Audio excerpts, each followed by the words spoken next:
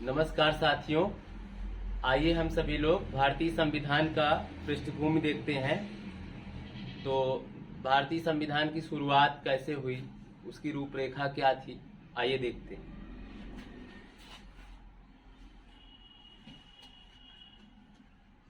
सबसे पहले हम पढ़ेंगे ऐतिहासिक पृष्ठभूमि। भारत में ब्रिटिश ईस्ट इंडिया कंपनी जो है सन 1608 में भारत में व्यापार करने आई, और जब भारत में वे लोग व्यापार करने आते हैं तो धीरे धीरे करके इनका व्यापार जब बढ़ता फलता फूलता है तो ये लोग भारत में शासन चलाना भी प्रारंभ करेंगे। क्या होता है, सन 1765 में ये जो कंपनी है बंगाल, बिहार और उड़ीसा की दीवानी अधिकार प्राप्त कर लेती है, और ऐसा करने से क्या होता है, इस कंपनी का जो ताकत है उसका विस्तार हो जाता है। सन 1858 में सिपाही विद्रोह होता है, तो ब्रिटेन में जो ब्रिटिश ताज है उसने क्या किया कि भारत में जो कंपनी शासन कर रही थी उसका प्रत्यक्ष रूप से उत्तरदायित्व तो अपने हाथों में ले लिया। और ये कब तक चला ये सब प्रक्रिया, ब्रिटिश शासन, या कह सकते हो कि ब्रिटिश शासन कब तक चलता है, 15 अगस्त 1947 तक, देश की आजादी तक। इसके बाद क्या हुआ, देश आजाद हो जाता है और भारतीय राजनेताओं को लगता है अब भारत में अपना संविधान होना चाहिए। इसके लिए संविधान सभा का गठन हुआ सन 1946 में, और संविधान सभा में संविधान बनाने का कार्य हुआ, और यह प्रक्रिया संविधान बनाने की 26 जनवरी 1950 को पूरी हो गई। इसीलिए 26 जनवरी 1950 को संविधान गणतंत्र दिवस के रूप में हम लोग बनाते हैं। तो भारत का जो संविधान है 26 जनवरी सन 1950 को अस्तित्व में आया। आइए संवैधानिक विकास के चरण को समझते हैं। संवैधानिक विकास के दो चरण थे। पहला चरण था भारत में कंपनी का शासन 1773 से 1858 तक, और दूसरा चरण था सम्राट का शासन 1858 से 1947 तक। तो सबसे पहले हम पढ़ेंगे कंपनी का शासन। तो कंपनी का शासन में सबसे पहला चरण है 1773 का रेगुलेटिंग एक्ट।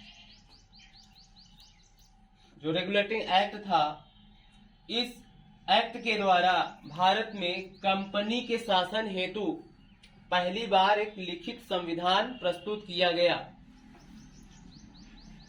और इस अधिनियम के द्वारा भारत में कंपनी के प्रशासन पर ब्रिटिश नियंत्रण की शुरुआत हुई। बंबई तथा मद्रास प्रेसिडेंसी को कलकत्ता प्रेसिडेंसी के अधीन कर दिया गया, और कलकत्ता प्रेसिडेंसी में गवर्नर जनरल और उसके साथ 4 सदस्यों वाली परिषद का गठन किया गया, और इस तरह से सरकार की स्थापना हुई। गवर्नर जनरल और 4 सदस्यीय परिषद की स्थापना हुई।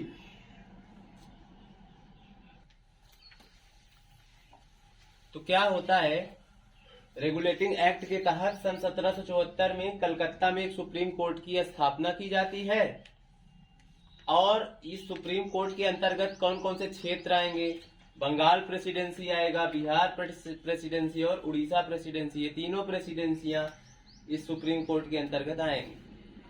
और इस सुप्रीम कोर्ट का जो प्रथम न्यायाधीश हुए वो थे सर एलिजा इम्पे। इनके साथ और न्यायाधीश अन्य कौन कौन से थे, चेम्बर्स, लिमेस्टर और हाइट।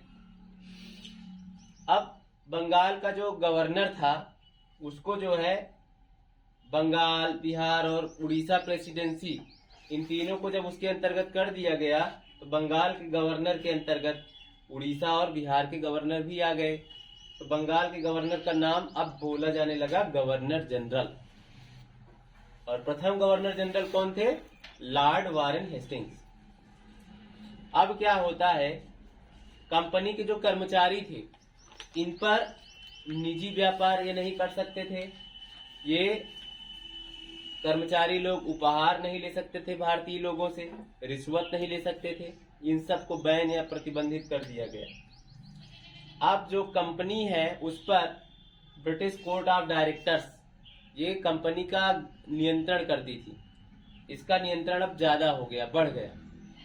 और क्या होता है, व्यापार संबंधी जितनी भी सूचनाएं हैं उन सभी सूचनाओं को ब्रिटिश ताज को पहुंचाना था। इस तरह से हम देखें कि रेगुलेटिंग एक्ट क्या था।